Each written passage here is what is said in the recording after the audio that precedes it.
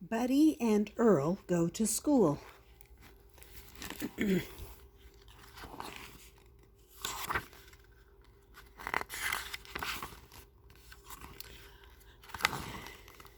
Buddy and Earl were about to climb a magic beanstalk when Meredith ran into the living room with some thrilling news. Today you are going to school. Hooray, cheered Earl. Getting an education is the first step to achieving my dream of becoming a dentist. I do not think hedgehogs can become dentists, Earl, said Buddy. With the right education, I can become anything, declared Earl. And so can you, Buddy. Buddy was very excited to hear this. Can I become a hot dog vendor? Asked Buddy. Yes, cried Earl. Can I become a police officer? Asked Buddy. Yes, cried Earl. Can I become a fire hydrant? Asked Buddy. Absolutely, cried Earl. Suddenly, Buddy remembered what he did to fire hydrants. I do not think I want to become a fire hydrant, Earl, he said. Now is not the time to make hasty career decisions, Buddy, said Earl. Now is the time to get ready for school. First, we need to eat a nutritious breakfast, said Earl, as he began gnawing on Dad's slipper. That is not a nutritious breakfast, Earl, said Buddy. That is Dad's slipper. That explains why it tastes so disgusting, said Earl. His fancy shoes are tastier, admitted Buddy. Oh, no. Next, we need to wash our faces and smooth down our beautiful quills, said Earl. I do not have beautiful quills, Earl. Can I smooth down my beautiful ears instead? Asked Buddy. Of course, said Earl. Finally, we need to collect our school supplies, said Earl. We will need all our toys, your smelly blanket, a big pile of dirty socks, and as much toilet tissue as we can carry. Will we also need a snack? Asked Buddy hopefully. Absolutely, said Earl. Buddy and Earl had just finished gathering their school supplies when Meredith returned. You two need to come with me right now, she said. Otherwise, you're going to be late for school. Buddy and Earl did not want to be late for school, so they quickly followed Meredith down the hall to their new classroom. As soon as Buddy and Earl had taken their seats, Earl said hello to the other students. None of the other students said hello to Earl. None of them even looked at him. What do you think their problem is, Buddy? Whispered Earl. I think their problem is that they are only toys, whispered Buddy.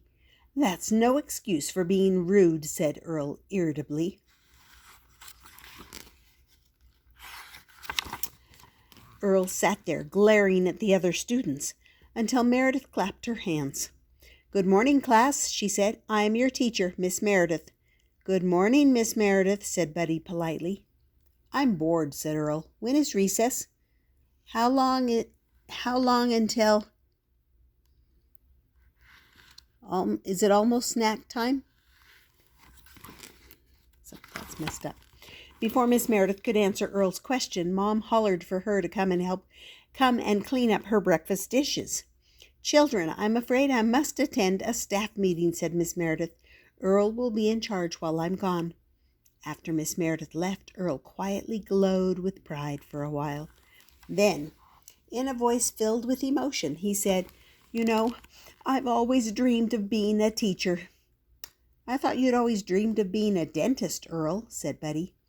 I prefer to be called Professor, said Earl stiffly. Okay, Professor, said Buddy. Professor Earl led Buddy into the hall. Your first class is called Sniffing Things, said Professor Earl. I know how to sniff things, marveled Buddy. You do? Said Professor Earl in amazement. Show me. Buddy raced around sniffing everything there was to sniff. Well done, complimented Professor Earl. Buddy's next class was tail chasing. I know how to do that too, said Buddy eagerly as he began to spin. Faster, Buddy, faster, encouraged Professor Earl. Buddy chased his tail as fast as he could for as long as he could. How did I do, Professor? He asked woozily when he finally stopped. Fantastically well, replied Professor Earl. Our final class of the morning is scratching itches, said Professor Earl. I can scratch itches, exclaimed Buddy.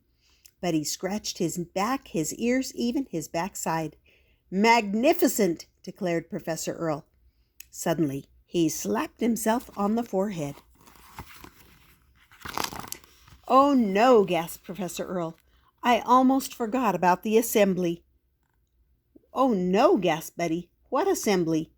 The one where a very special student is going to win a major award, cried Professor Earl. We need to get to the auditorium right away.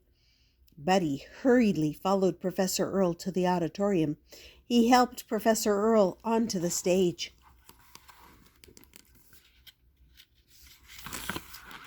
This special student is clever, talented, and hardworking, began Professor Earl. How impressive, thought Buddy. He is loyal, brave, and kind, continued Professor Earl. Sounds like a good friend, thought Buddy. Lifting the major award high in the air, Professor Earl said, and the name of this very special student is Buddy. Buddy could hardly believe his beautiful ears. Are you sure? He gasped. Yes, boomed Professor Earl. So come up here and get your award, Buddy. I am coming, Professor, roared Buddy. I am coming. Professor Earl gave Buddy his award, a standing ovation, and a big prickly hug. Thank you, Earl, said Buddy with a happy sigh. Next to being friends with you, going to school has been the best adventure ever. Class dismissed. That was Buddy and Earl Go to School.